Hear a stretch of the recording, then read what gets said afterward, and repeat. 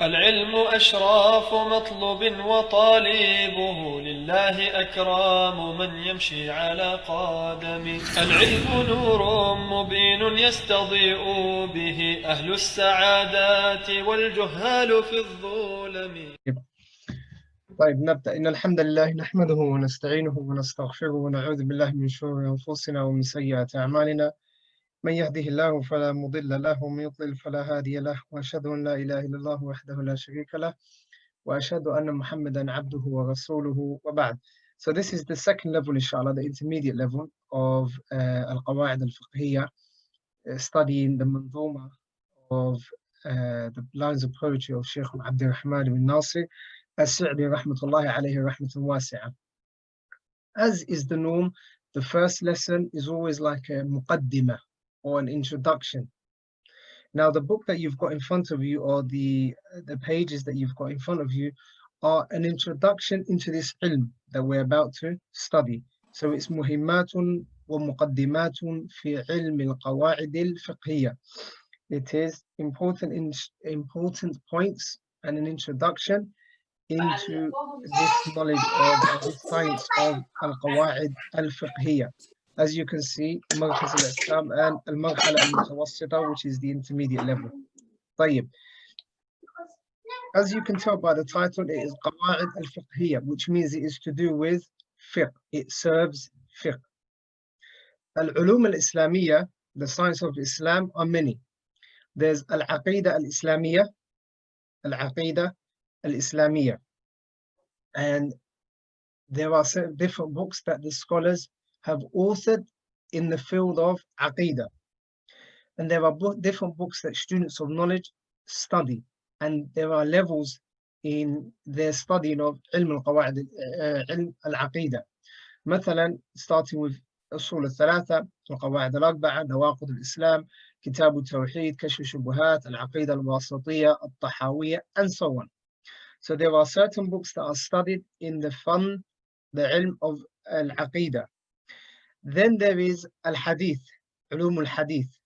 And in Hadith, there are two types that are studied. There's Usul al-Hadith, or Mustalah al-Hadith, the foundations of Hadith.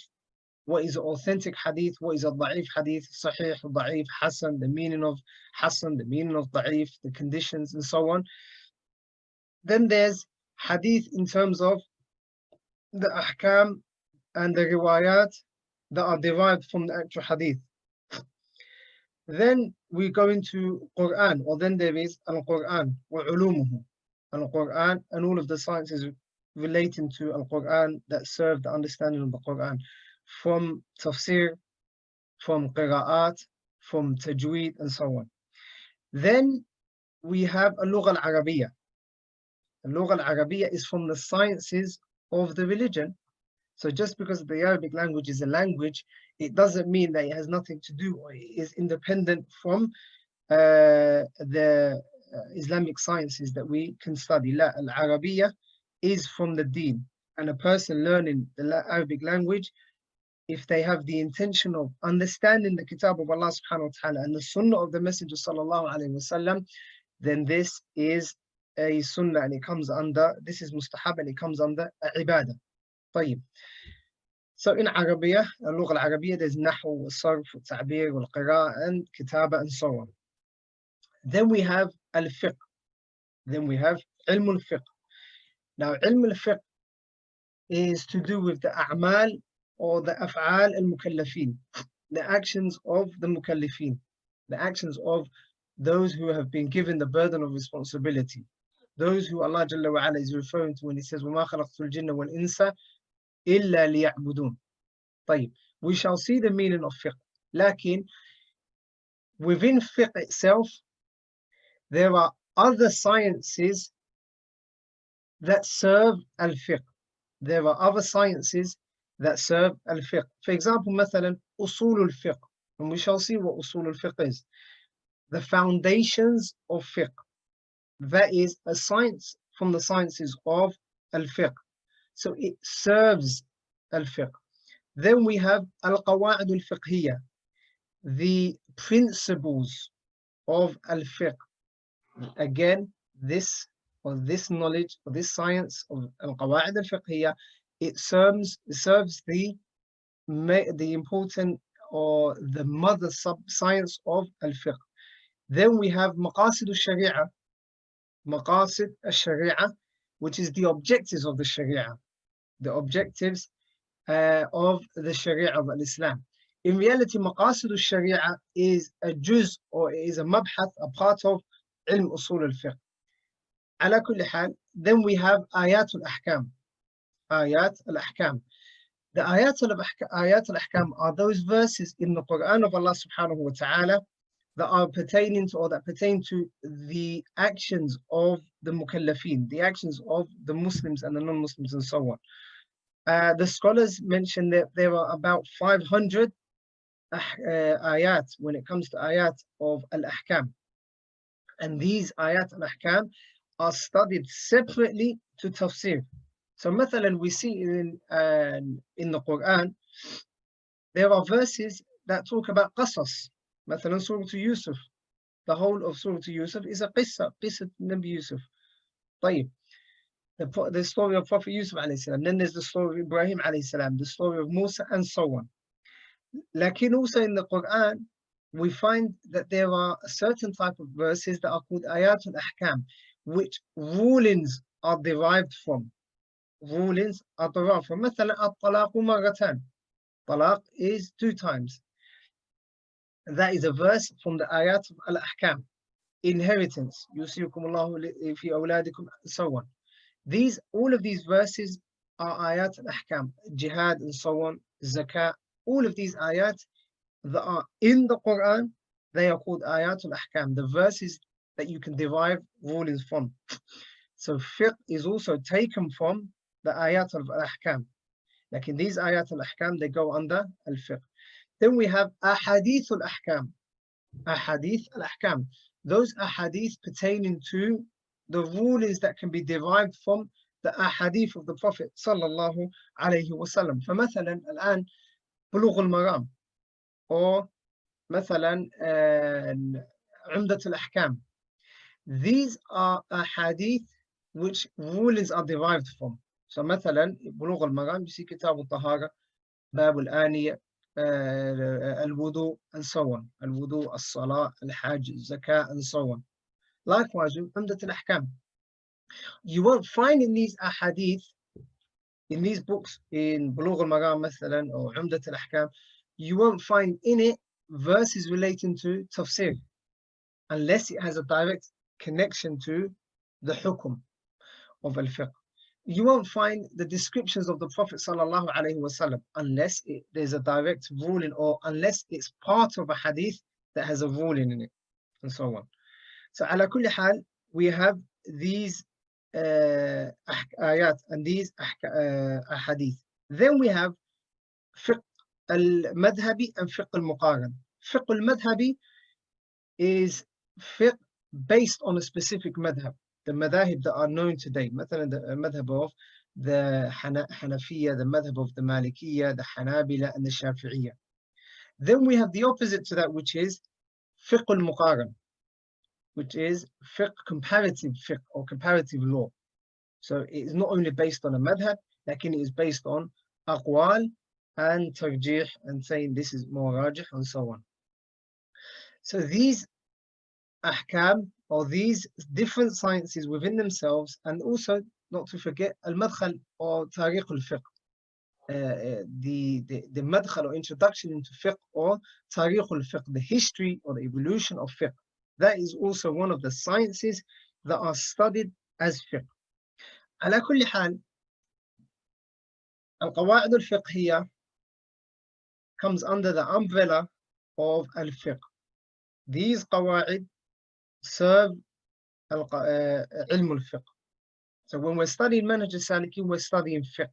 When we're studying manzumat al-qawaa'id al-fiqhiyyah, Shaykh Sa'di rahmatullah alayhi, we're studying al-qawaa'id al-fiqhiyyah.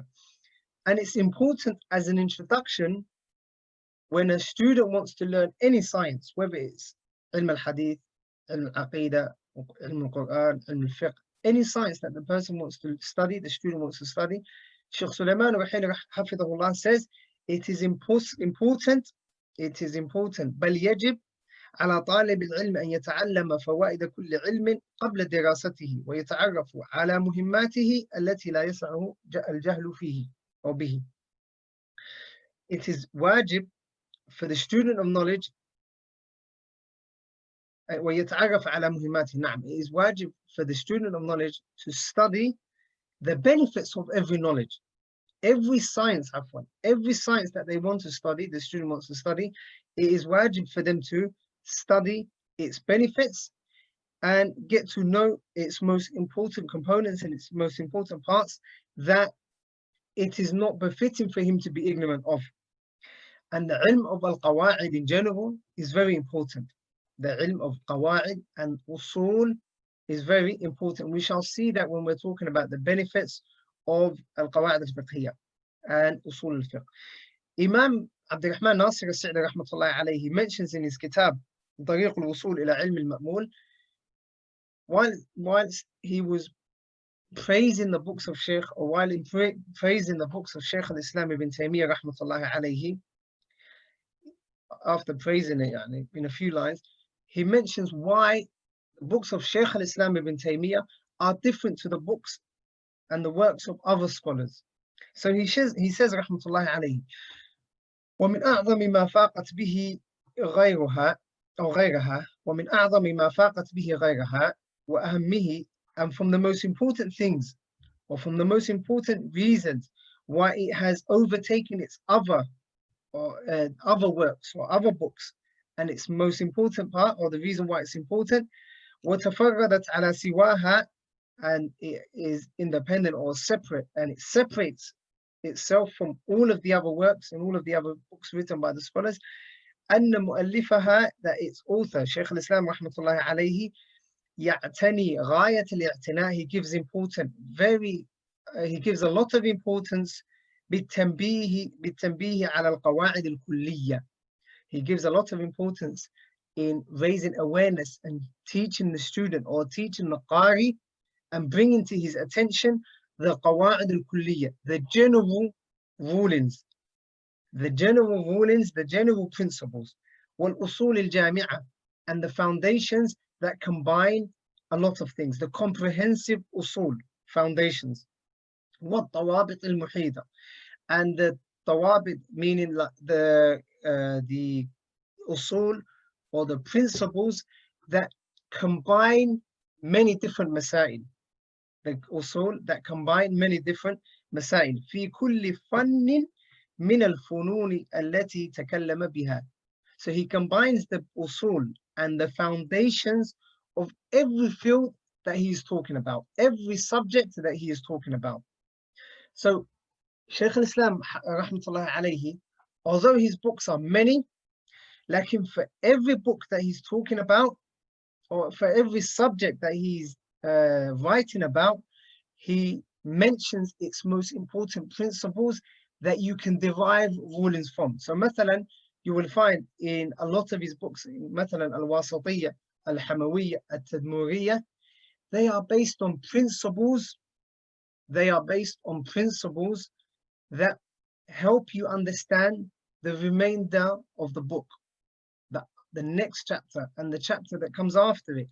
He mentions principles that help you to understand it. Now, as for ilm Qawaa'id al-Fiqhiyyah, there are different names for it. Al-Qawaa'id al-Fiqhiyyah is one. Al-Qawaa'id is one.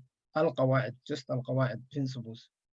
Ibn Rajab rahmatullahi alayhi, and other scholars, they have books called Al-Qawaa'id. And when Al-Qawaa'id is mentioned, they are referring to Al-Qawaa'id al-Fiqhiyyah. Then we have Al-Ashbah wal-Nadha'ir. As for the difference between Al-Ashbah wal-Nadha'ir and so on, inshallah, we'll study it in the next level. طيب, فهرس الموضوعات. As for the mabahith, inshallah, we'll hope to complete around 6 points before the end of the class. المبحث الأول معنى القواعد الفقهية لغة واصطلاحا. The first mabhath is the meaning of القواعد الفقهية in the Arabic language and the terminology of the scholars of fiqh. المبحث الثاني الفرق بين القواعد الفقهية والقواعد الأصولية. The difference between القواعد الأصولية and القواعد الفقهية, meaning the difference between القواعد الفقهية and أصول الفقه. المبحث الثالث تقسيمات العلماء للقواعد الفقهية. The scholars have categorized القواعد الفقهية into different categories based on different reasonings from different angles. We shall see that inshallah. المبحث الرابع استمداد والنشأة والتدوين علم القواعد الفقهية. How علم القواعد الفقهية came about, its beginning, and some of the books that were authored at the beginning stages of this knowledge, this science. المبحث الخامس, the fifth point, فوائد دراسة علم القواعد الفقهية, the benefits of studying علم القواعد الفقهية. المبحث السادس حجية القواعد الفقهية. The number 6 are القواعد الفقهية, are they an evidence? Can they be used as evidence in themselves? يعني القواعد الفقهية, can they be used as an evidence? طيب, المبحث الأول,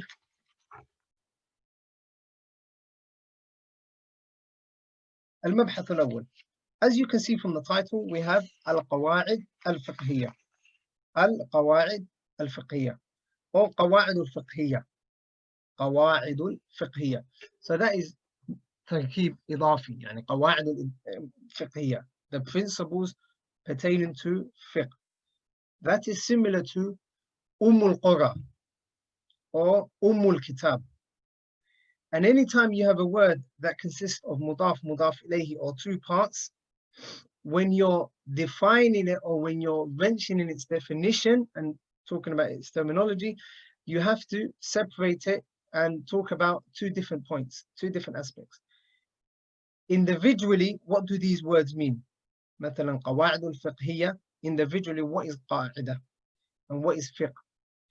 Then secondly, you talk about قواعد الفقهية as a science of its own. So مثلا الآن الكتاب.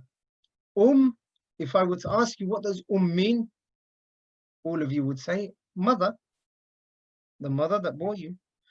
If I say to you kitab, what does that mean? You will say mother, kitab is a book. Kitab is a book.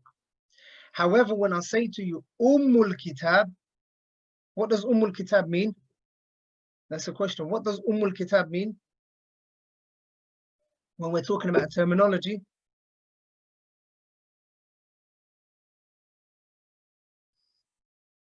there are about 19 students in the class. Not one can answer.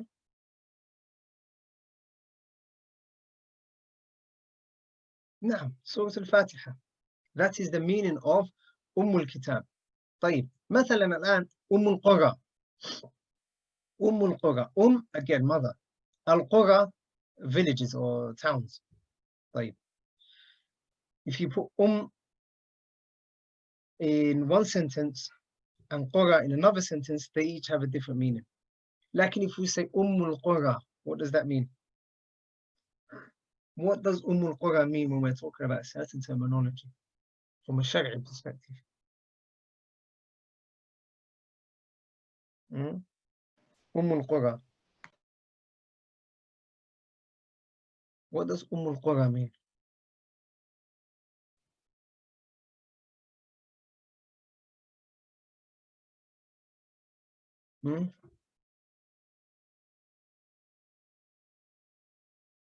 That Qura means Mecca.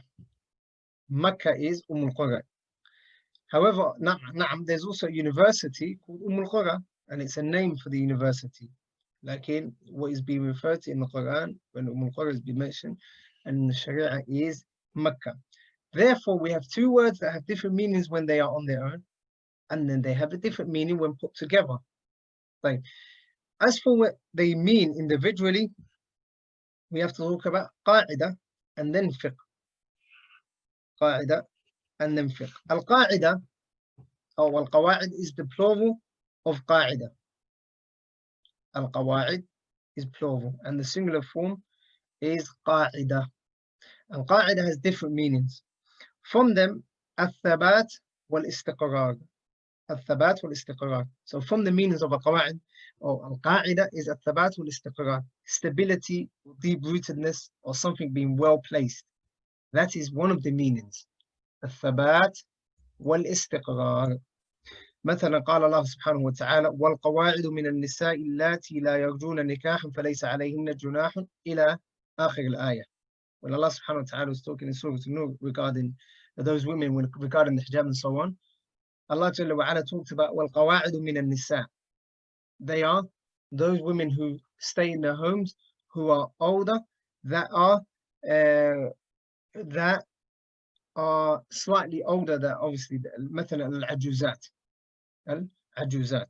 So they are those that stay in their homes, and more often than not they won't get married, or they are not desired. طيب.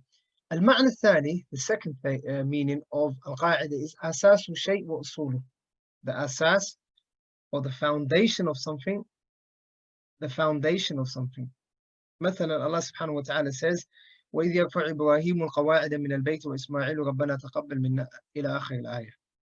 So مثلا وإذ يرفع إبراهيم القواعد من البيت, the foundations of the Bayt, when referring to the Kaaba. So the foundations of the Kaaba is what Ibrahim and Ismail alayhi salam built, which was the foundations of the Kaaba. طيب. As for istilahan, so that is the meaning of al-qa'idah in the Arabic language. As for istilahan, what is the terminology, or in any terminology, in any science, whether you're talking about fiqh, usul al-fiqh, whether you're talking about nahu, al-arabiyyah, whatever, then it means qadiyyatun kulliyya or hukmun kulliyun yantabiqu ala jami' al-juz'iyat. It is a general ruling yantabiqu that can be applied to على جميع الجزئيات على جميع الجزئيات التي تندرج تحتها. All of the juz'iyat, all of the parts or specific individual particles or individual parts that come underneath it. And that is general to any ilm. So مثلا الآن العلم النحو, we say الفاعل مرفوع. الفاعل, the doer, is دائما مرفوع. So you won't say مثلا جاء محمد. Muhammad will always be what? Marfu', because he is the one that came. Like you can't say Ja'a Muhammadan. Ja'a Muhammadan, while it's meaning that Muhammad is the fa'il. Therefore, al-qa'idah is a general principle that you apply on all levels, regardless of the subject that you're studying. طيب. So that is al-qa'idah, or qawaa'id al-fiqhiyyah. Al-fiqhiyyah. Now we look into al-fiqhiyyah. As for fiqh, al-fiqhiyyah, meaning it has been ascribed to fiqh. Fiqh, lughatan, in the Arabic language, means understanding. To understand something. To understand something. يَفْقَهُ قَوْلِي, so that they understand what I'm saying. One of the du'as of Musa alayhi salam. So fiqh lughatan is al-fahm. As for istilahan, the meaning of fiqh, istilahan, in terms of the scholars of, when it comes to the scholars of al-fiqh, معرفة الأحكام الشرعية الفرعية من أدلتها التفصيلية. It is معرفة الأحكام. It is knowing the ahkam, the rulings, الشرعية, the rulings of the sharia. The rulings, the ahkam of the sharia. الفرعية, الفرعية, العملية يعني. Those فرعية or فروع or amaliya, whether you say amaliya or far'iyya, it's the same thing, meaning to do with the action that the Muslim does. مثلا as-salah, hajj, zakah, these are the actions. What do we take out there? The i'tiqadat. So the belief of the Muslim, the belief, the aqeedah of the Muslim is not what we consider fiqh here, when it comes to the terminology of the ulama of fiqh. من أدلتها التفصيلية, which you derive these ahkam, al-shar'iyya, al-amaliyya, the actions of the abd, min adillatiha at-tafsiliyya, from its evidences, from the evidence of the Quran and Sunnah, at-tafsiliyya, very important, at-tafsiliyya, specific evidences. So, مثلا الآن, if you're talking to someone and you're asking the ruling of as-salah, you say as-salah is wajib, based on the verse of Allah Jalla wa Ala, wa aqimu as-salah, and the ahadith of the Prophet sallallahu alaihi wasallam stating that Islam has 5 pillars. So that note, or that type, is what we've been studying in Manhaj al-Salikin. This note, or this meaning of fiqh, is what we've been studying in the book Manhaj al-Salikin, and is what you would study when you're studying It is what you would learn when you're studying al-fiqh. طيب.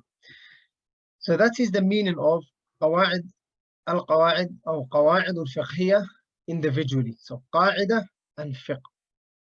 طيب. As for إجمالا,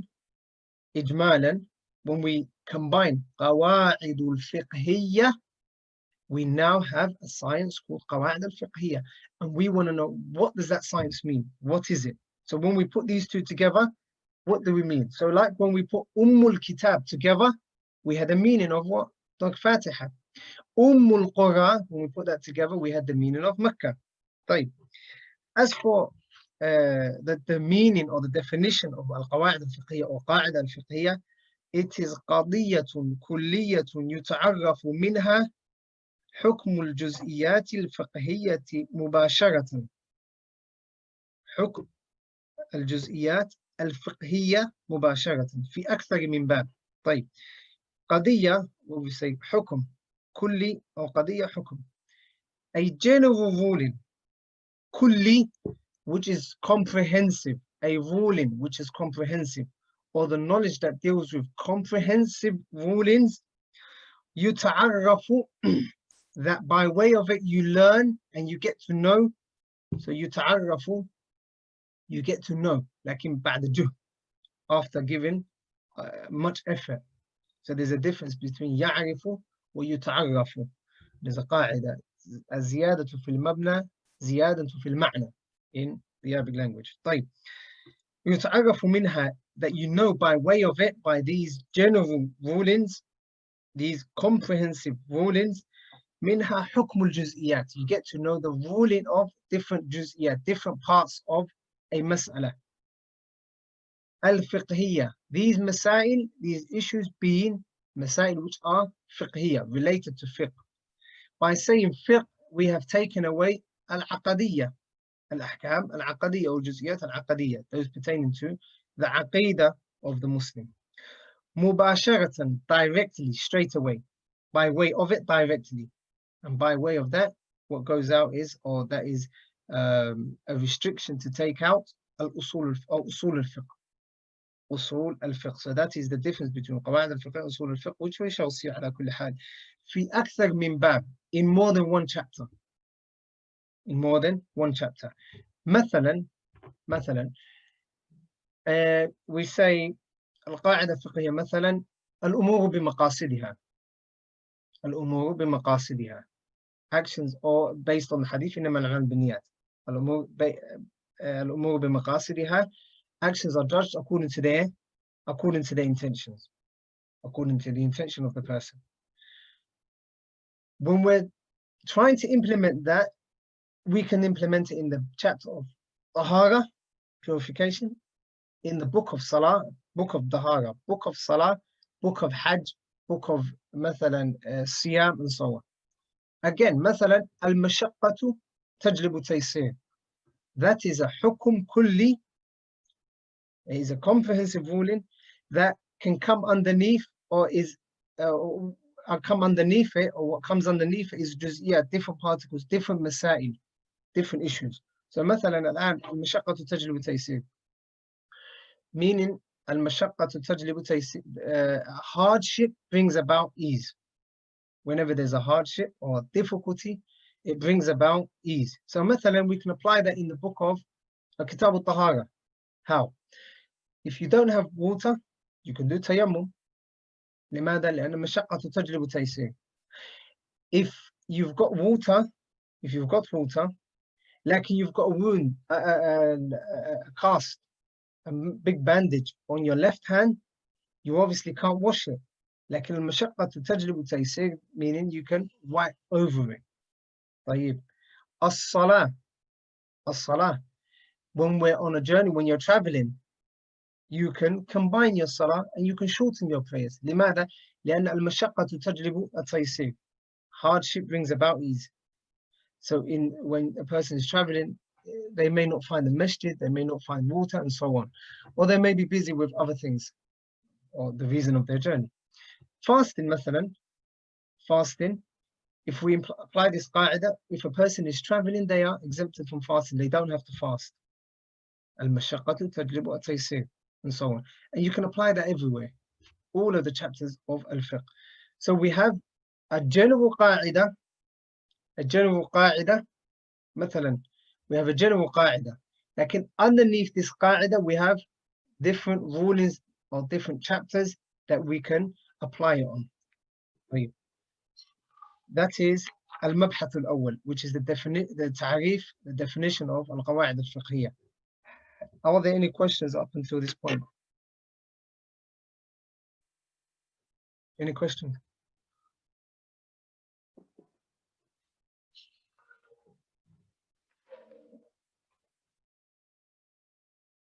طيب ما في. المبحث الثاني. The second مبحث is الفرق بين القواعد الأصولية والقواعد الفقهية. What is the difference between القواعد الفقهية, the principles of fiqh, and أصول الفقه, the foundations of fiqh? What is the difference? Firstly, before talking about their differences, we talk about what they share. They both serve al-fiqh. They both serve al-fiqh from different angles, like they both serve al-fiqh. So مثلا الآن, if we want to draw a house, the foundation is what? Usul al-fiqh. The foundation, the very foundation is usul al-fiqh. Then we have what? Walls, and we have doors and windows. These are the furu' al-fiqhiyyah. These are the branches of fiqh. As-salah, hajj, shortening the prayer, the arkan al-salah, the wajibat, shuhud al-salah, al-tahara, shuhud al-tahara, and so on.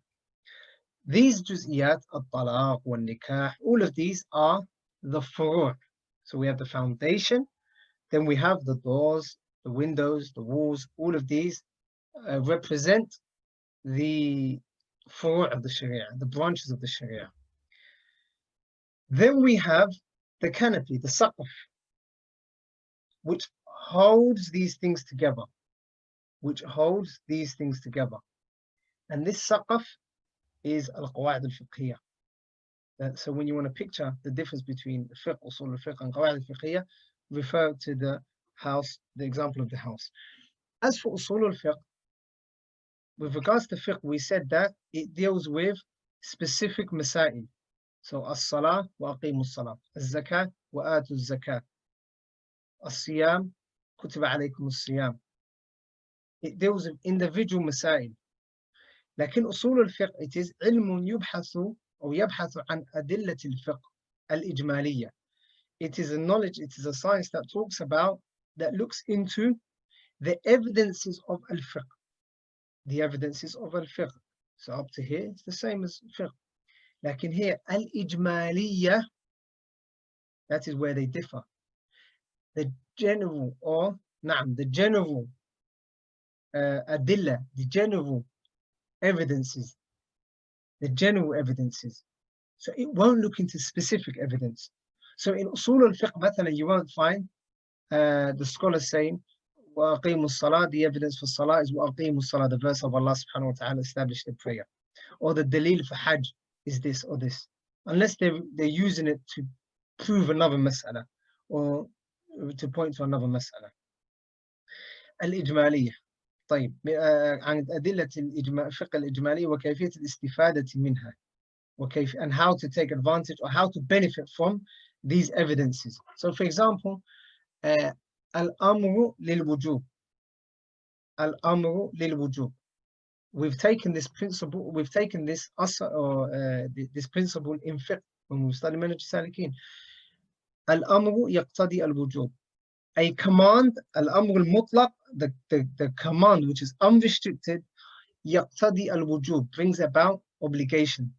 So if you ever see a command in the Quran or in the Sunnah, the first thing that comes to mind is that command is wajib. The first thing that should come to mind is that command is a wajib, is something that is mandatory, compulsory upon you to do. So wa'fu liha, leave your beard, that is a command. There is no other no other evidence is restricting it. Therefore, it is a general command. So we have to say that al-amru yaqtadi al-wujub. Because of this verse, because of this hadith, we know that al-amr, we know in the ilm of usul al-fiqh, al-amr, any command brings about wajib, something which is compulsory. Therefore, we know that leaving your bed is wajib. Why? Because the Prophet said this, and al-amr yaqtadi al-wujub. So that is usul al-fiqh, the definition of usul al-fiqh. So what are the differences? The first difference is القواعد الأصولية موضوعها البحث عن أدلة الإجمالية. موضوعها, it is what it talks about, what it discusses is البحث في الأدلة الإجمالية. The general evidences, مثلا the Quran, the Sunnah, the Quran, is it a hujjah or not? The Sunnah, khabar ahad, mutawatir, and so on. Nasakh, mansukh, am, khas, general, khas, specific, mutlaq, muqayyad, restricted, unrestricted, nas, zahir, apparent.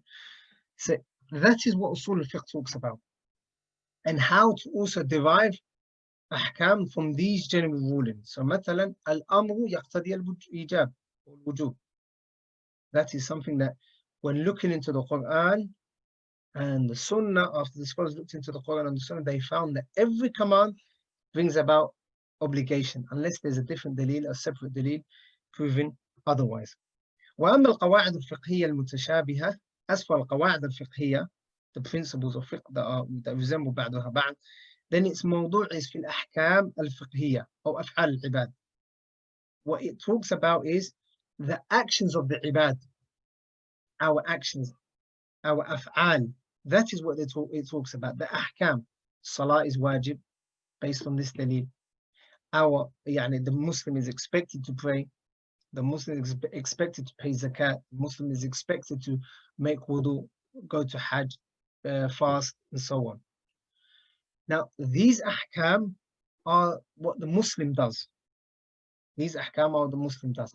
So, usul al-fiqh deals with the evidences from the Quran and the Sunnah and the ijma' and qiyas and so on. Lakin, qawaa'id al-fiqh deals with our actions. Al-umur bi-maqasidiha. Actions are judged according to the intention.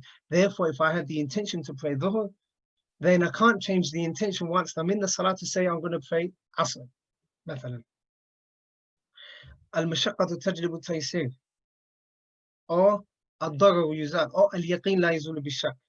Al-yaqeen la yazulu bi-shak. مثلا. Certainty is not taken away by doubt.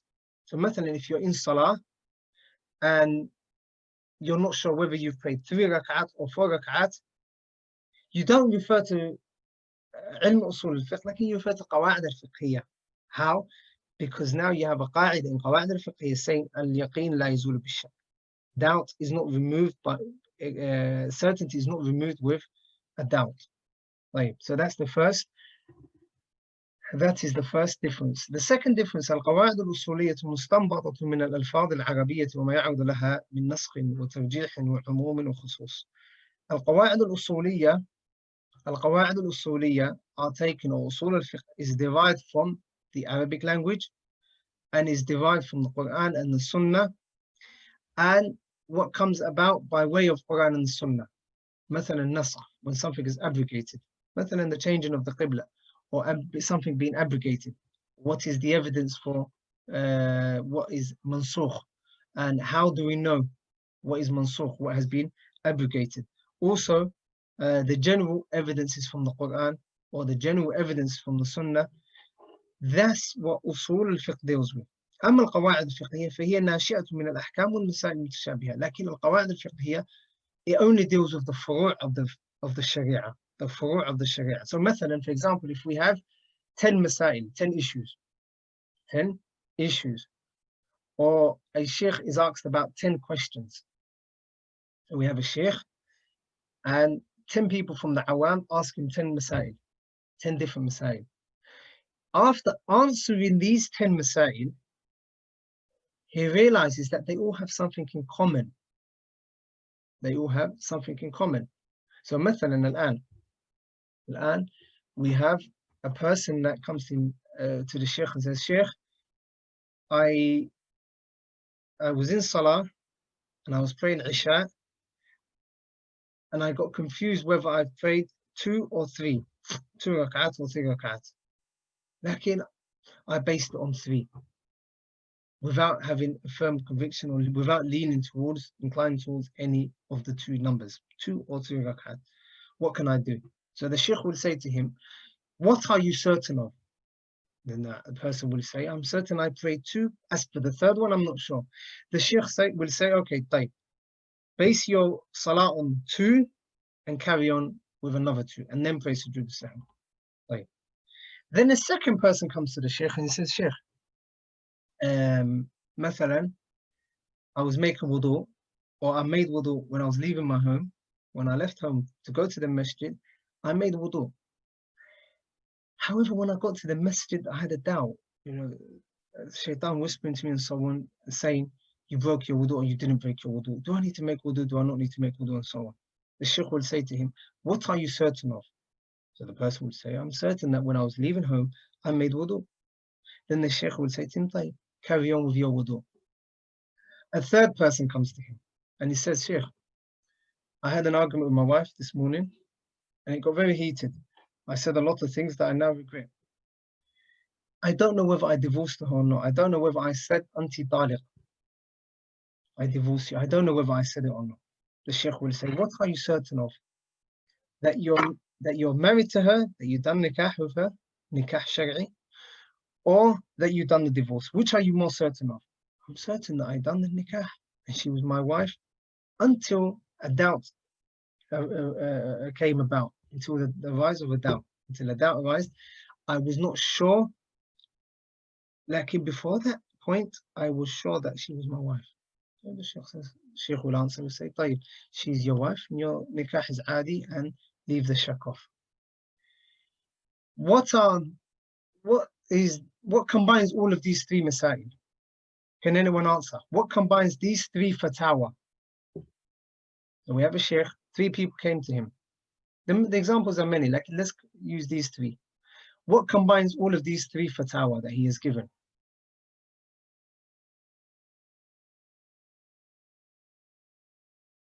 Certainty, excellent. Atiyah, Jazakallah khair. What combines them? Excellent, Sulaiman. Certainty is not removed by doubt. Al-yaqeen is excellent. Certainty is not removed by doubt. Then this alim says, this masala I gave this answer. This masala I gave the same answer. And this masala I gave the same answer. 10, 11, 12, 13, 14, and so on. All of these masail I gave the same answer. Therefore, I should apply a principle saying, al-yaqeenu la yazulu bishak. Yaqeen, certainty is not removed by doubt. Certainty is not removed by doubt. So that is al-Qawaa'id al-Fiqhiyyah. طيب, the third difference is al-Qawaa'id al-Kulliyah or al-Qawaa'id al-Usuliyah muttaghita. Al-Qawaa'id al-Usuliyah, where it says Kulliyah, change that to Usuliyah. Al-Usuliyah. Al-Qawaa'id al-Usuliyah muttaghita. لا يحصل فيها استثناءات. القواعد الأصولية, the قواعد الأصول الفقه, are consistent. You won't find any exemptions. You won't find any exemptions. So al-amr yaqtadi al-wujub. Al-amr, every command brings about compulsory, something which is mandatory or compulsory. That is the same in the Quran, in the Sunnah, in the first part of the Quran, in the last part of the Quran, in Sahih al-Bukhari or Sahih Sunan Abi Dawud, and so on. Everything, every text that you find, there's a command, and it's unrestricted. Then the asl is that it is wajib. طيب. لكن as for القواعد الفقهية, in every principle, there's going to be some sort of exemptions. There's some sort of exemptions. That's why it is not kulli, it is not comprehensive in that sense. طيب. The fourth difference is القواعد الأصولية في الغالب محل اتفاق بين العلماء خلافا للقواعد الفقهية. In general, القواعد الأصولية or in علم أصول الفقه, the majority of it, the scholars are in consensus over. They agree over. So مثلا القرآن is a hujjah, the Sunnah is a hujjah. As for the different types, نعم, there's a khilaf. لكن in general, the main principle, they are in agreement. As for al-Qawaa'id al-Fiqhiyyah, we find that every madhab has its own qawaa'id that they refer back to. Every madhab. That's why when we're talking about, inshallah, in the next marhala, in the next level, when we're going to be talking about different books for different madhahib, you will find that ilm qawaa'id al-Fiqhiyyah, when it started and when it was being authored in its early stages, it was based on a madhab, and it carried on for a very long time, up until our era. So there are books of Qawaa'id al-Fiqh studied in every madhab. Right.